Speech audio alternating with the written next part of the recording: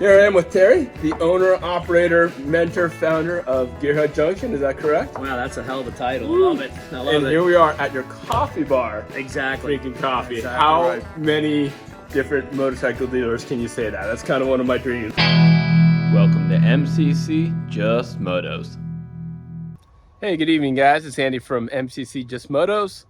I got Max, my Himalayan, in the back of my Ford Maverick, my 2023 Maverick. I'm going to be driving 5 hours tomorrow to Gearhead Junction. Hopefully Gearhead Junction will also be able to install my Stage 2 cam and lightweight valves, new springs. I'm hoping that will get me close to 40 crank horsepower. I'll tell you all about it when we get there. So I just packed up. It fits really nice in my Maverick. You can see that. I'll show you really quickly before we head out early in the morning where I won't have time to film. Okay, so there is my Himalayan in my Maverick. I've had it in there before. It loads really easy. The rear tire sits on the tailgate there. Kickstand down, in first gear. That's how I put it. Go to the bars and just snug it down with the two, and then the back there, you can see it really is tight. It's not going anywhere. What's this? I don't know.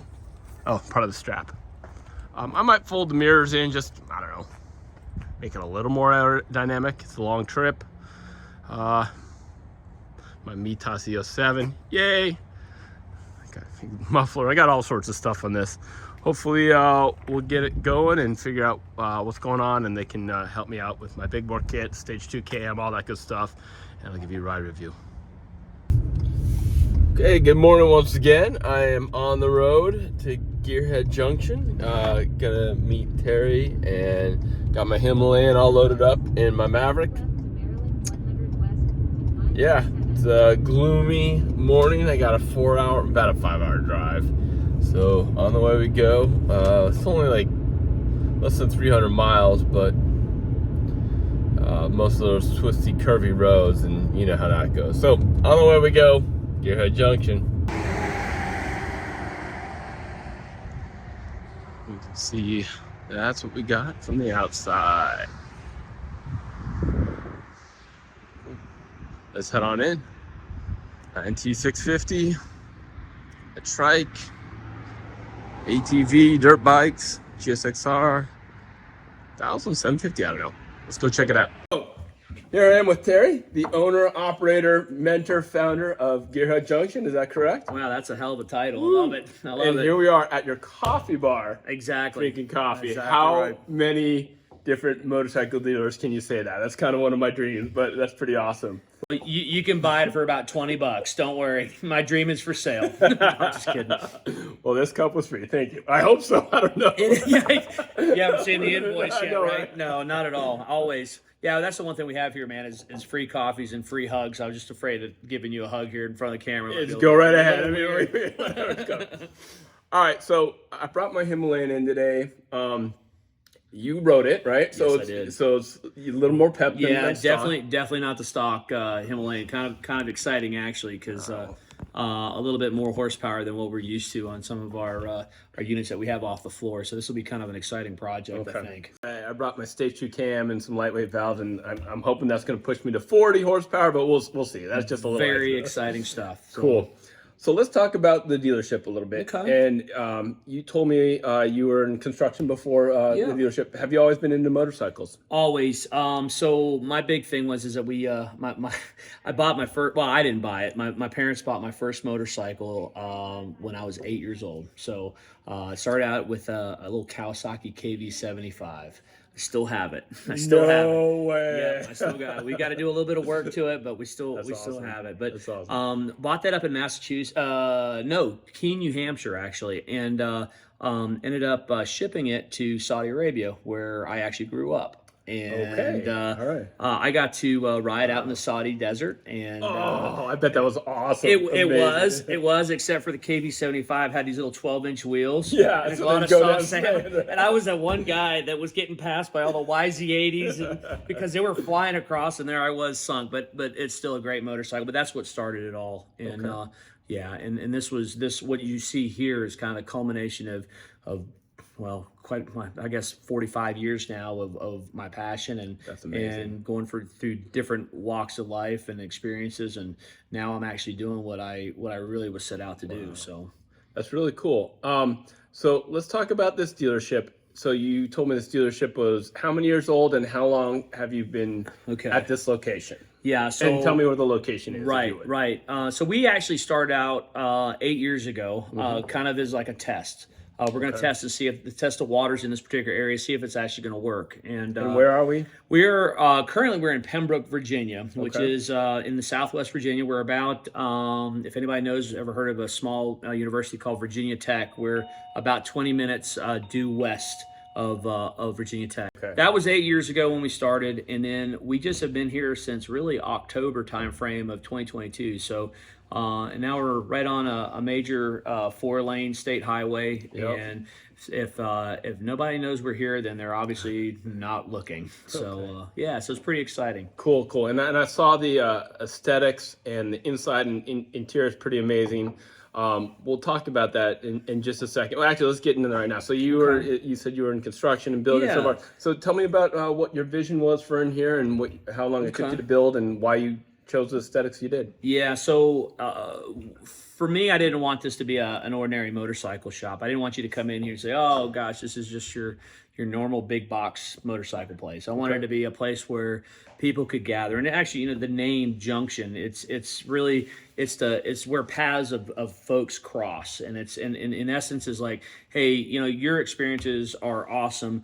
I've got other people over here that have done something similar, but now we're all going to get together and we're going to kind of collaborate and talk about it. And that's what I wanted this place to be. Is I wanted it to be a place for folks to gather and to talk about life experiences, whether it be motorcycles, other stuff. And I wanted people to feel comfortable and homey. And this is what we tried to do here. So this particular building that we're in now was gutted.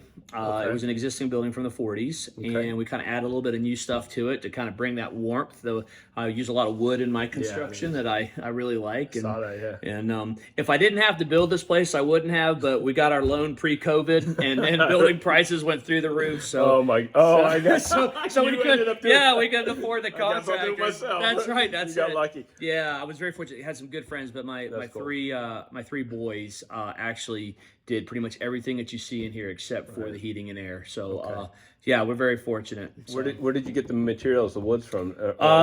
So a lot of the nominal lumber that we got from a local supplier. This particular thing on the bar, this is actually a really awesome piece. This came from a Dunkard, and a Dunkard is an Amish guy that can drive. He's German Baptist. But he had a sawmill out in West Virginia, and this was the smallest piece that he had as a slab. And if you can see on the backsplash there, that's actually the fall off. So this was a 16-foot piece that was approximately about 32 inches wide. And this is just really super cool. So very cool. I like this piece. This is my pièce de résistance, if you will. I love it. This is it. So now, what brands do you carry, and how long have you been carrying them, and from start to finish? So obviously, as you know, our main brand is Royal Enfield. They are what pays the bills around here. We've been a dealer for them since 2019. And they've been very, very good to us, and we really live this brand. I mean, it's a fantastic motorcycle. The folks that we deal with on a daily basis at the head shed in Milwaukee are fantastic. So that's one of our big brands.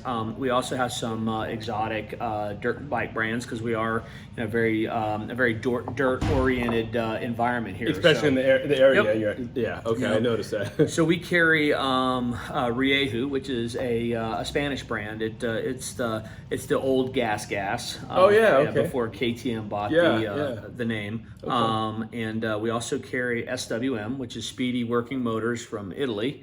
They are the old Husqvarna before KTM bought that Husqvarna. Yep. So and then we also have an Asian brand called GPX Moto, which are for folks that really want a good value-based motorcycle, but are not spending that kind of money to where of the other two brands that we have. So gotcha. And those are our three brands that we carry here. So very cool. Yeah, you Four might, brands, I should say. I can't even count. Sorry. Okay. All good. There might be video of people crawling behind us. That's Yeah. cool. But Thanks for that. all right. So let's talk about Royal Enfield a little bit. You said bread and butter. I gotta say, so you told me you're one of the largest on the East Coast. Is that correct? Yeah, we sell a lot of volume here out of this particular area. So I noticed, and we're going to talk about your inventory and stock. It just blows my mind. It's absolutely one of the most stocked Royal Enfield dealers I've been to, and that's pretty amazing to see. And I'll ask you about that. But do you sell mostly in-state, out-of-state, everywhere, just general region? Most of our stuff is I would say probably a good split, half and half are in-state, and then the other 50% are out-of-state in different areas and things like that. So we do reach out, obviously, with this whole internet thing. Right. I think it's going to take off one of these days, but maybe, right? But apparently the word gets out, and we're here. Our job here at Gearhead is to get people into motorcycles, and we don't do.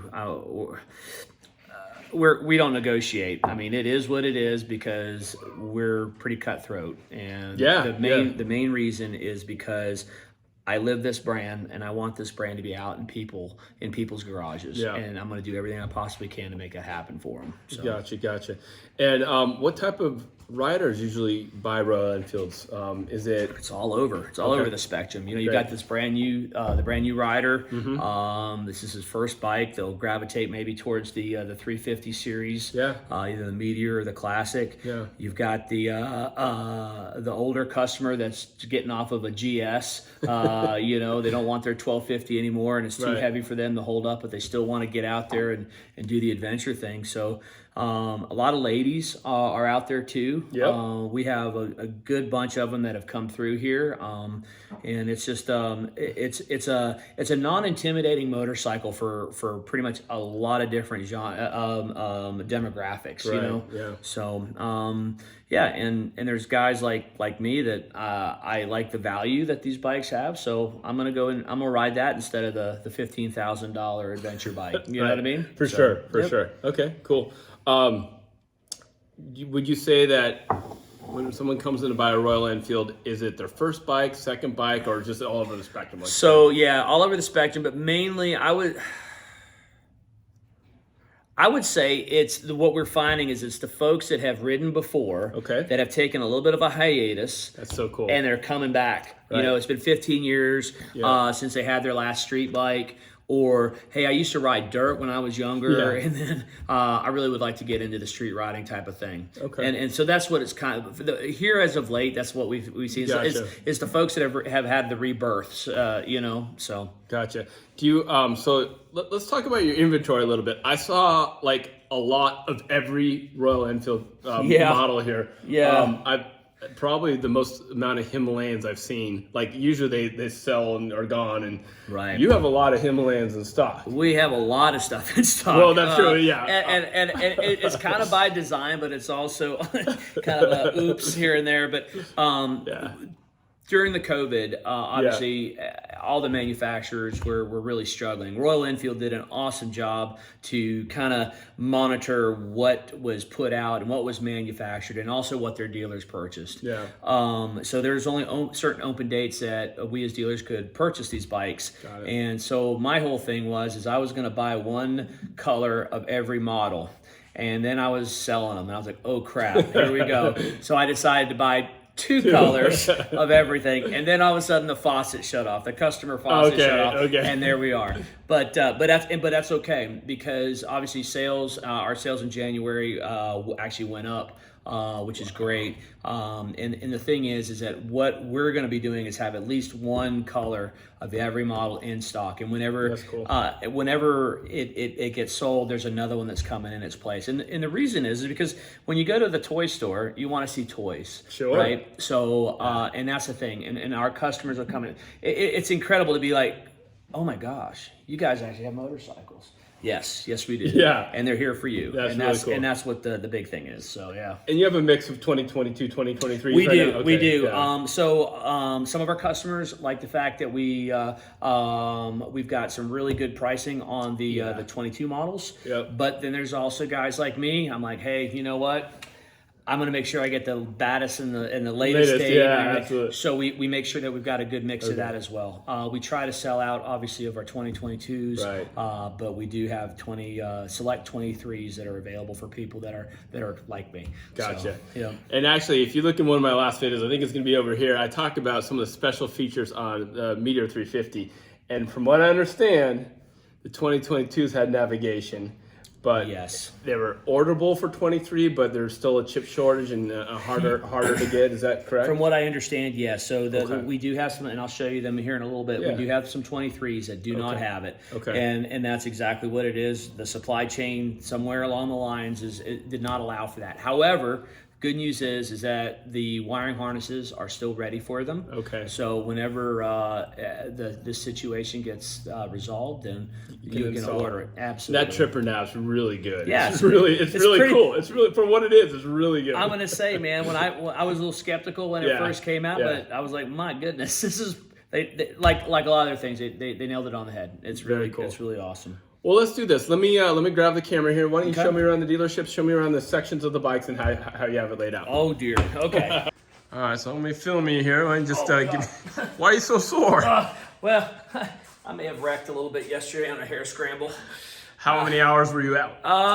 It's 2.5 hours is really what it was, and it was. I wouldn't. They claimed that it wasn't a mutter, but it definitely was a mutter. I pretty much traveling 8 miles on a lap. That was a rut, but anyway, I'll make it. Either that or I'll stop racing, one of the two. But yeah, so this is it, man. We have it's a lot bigger space than we had before, but obviously it does look a little bit cluttered right now because we have a lot of motorcycles.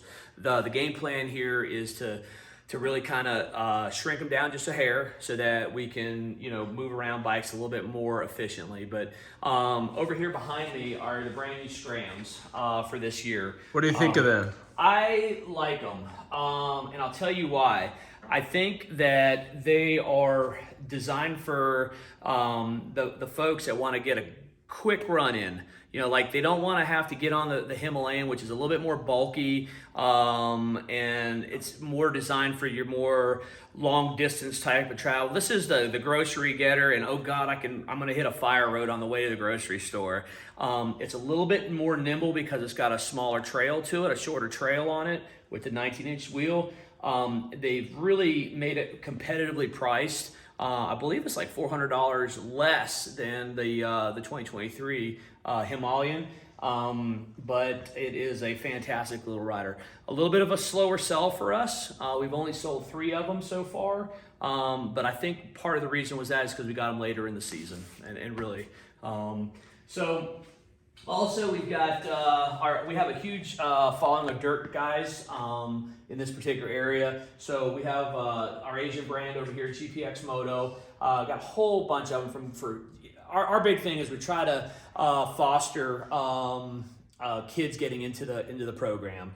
We feel that if the kids are actually riding dirt bikes, they'll never have time or money for any of the bad stuff, right? So we start from the small guys and then we go up to the larger bikes. And then right behind you actually is our premium dirt bike brand called the Riehu, which is the old Gas. Fantastic motorcycle right there. Very, very competitive bikes. Have some really cool accessories and products on them.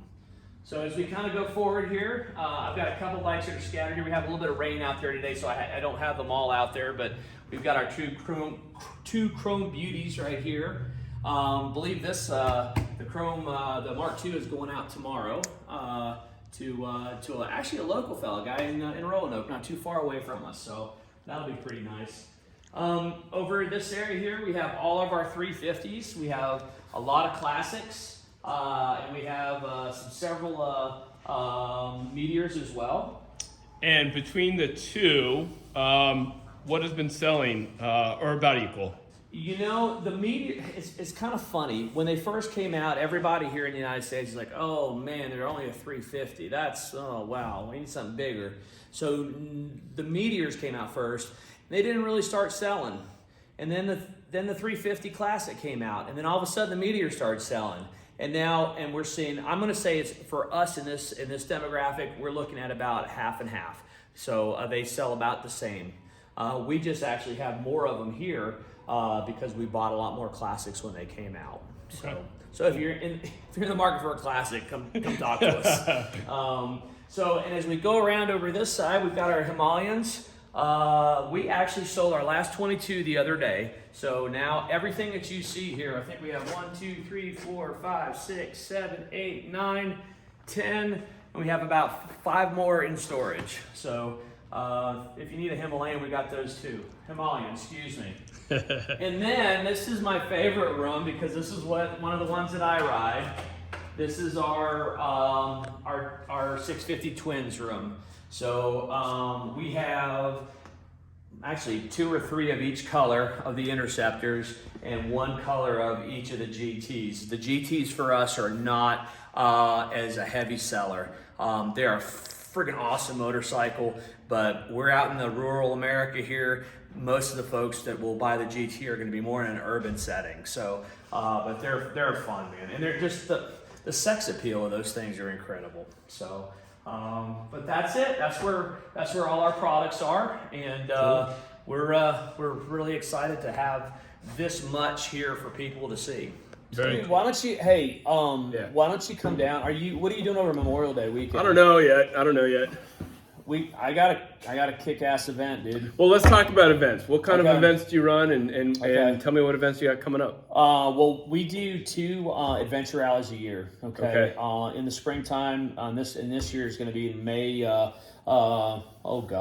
May 27th through the 29th, I believe. It's whatever Memorial Day weekend is. Okay. This one's a full 2-day riding. You come in on a Friday night. Okay. You've got a Saturday full day ride, a Sunday full day ride, and then everybody's beating feet on Monday. Okay. But these rides are kind of cool, man. So the way this is going to work out is you're going to get a grid coordinate on Friday. Yeah, here we go. Okay. See, All right. on Friday night after you're fed and whatever, you're gonna get a grid coordinate and you're gonna have a buddy and Yeah. you're gonna run out to that grid coordinate that next morning, okay? And at that grid coordinate, there's gonna be a placard, and that placard's gonna have a letter on it and another grid coordinate. Okay. And you got to run to that one. So it's almost like a scavenger hunt.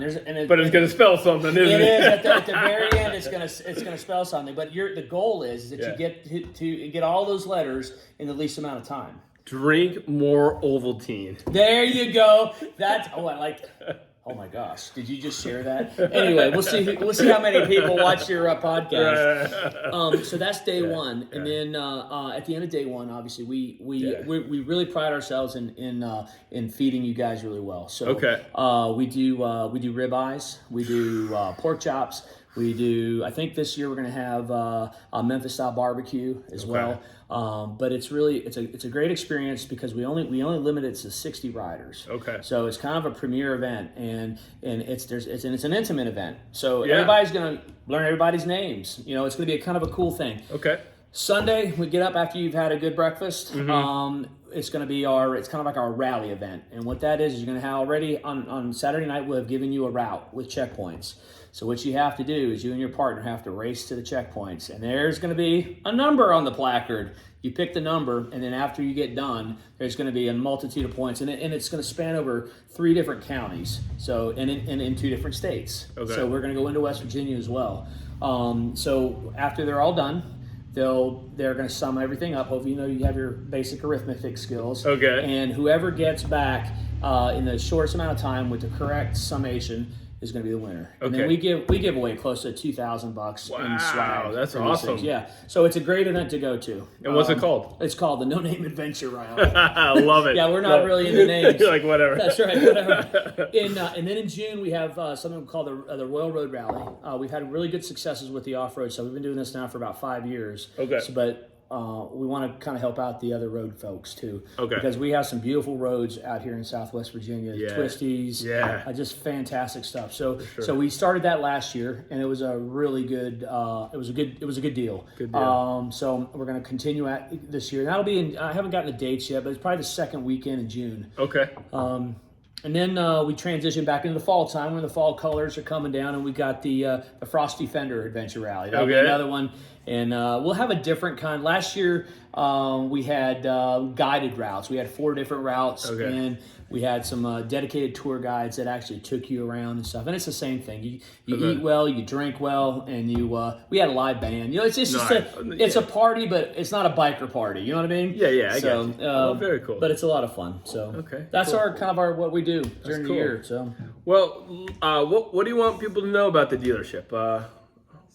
We got great coffee and free hugs. No, I'm just kidding. We do have free hugs and good coffee, and it's free. Oh yeah. No, but what we want you guys to know is that we're all about you guys. A lot of places that you go to, you feel like you work for the dealership. No, we work for you. That's the way it should be. And we're gonna do everything in our power to make you feel like you're the only customer that we have. Sometimes we get into a situation where we've got more customers that come in, and we're kind of jostling between you guys. But really, we want you to know that you guys are why we're here, and it's very important for us to know that you know that. So very cool. All right. Yep. Well, 2 more questions, and then my final questions. How many bikes do you have right now? What are they? And do you have a favorite bike that you want to get, or one close to your heart? Right? Yeah, no kidding. So I have 2 currently. Well, no, that's a lie. I have 2 road bikes. I have a Himalayan, or Himalayan, as I should say, and then I also have an Interceptor. What colors of each? I have the Ventura Blue. Okay. I might be changing the tank out because I just wrecked it. And then I have the Rock Red for the Himalayan. Yeah. Okay. Both of them have knobbies, and they're all set up for gravel road and fire road riding. So, very cool. And then I think I saw them, right? Yep, theirs are there. Yeah, you see the one without the tank? That'd be mine.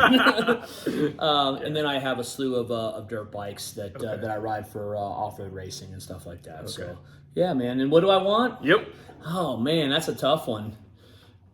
I'm looking forward to see that Super Meteor that's coming out. Right. There's some speculation that might be here this year. I don't see. Wink, wink. I know. Okay, You know? I'm excited to see that. I have a Meteor 350. I love it. Well, I really appreciate it. Thanks for having me out here. This has been a pleasure. Andy, thank you so much. You gotta catch at Gearhead Junction. I want to put the links down below, as well as the link up here. And we'll definitely check out the store, check out the webpage, and please like and subscribe. We'll catch you on the next episode, and thanks for watching. See you guys.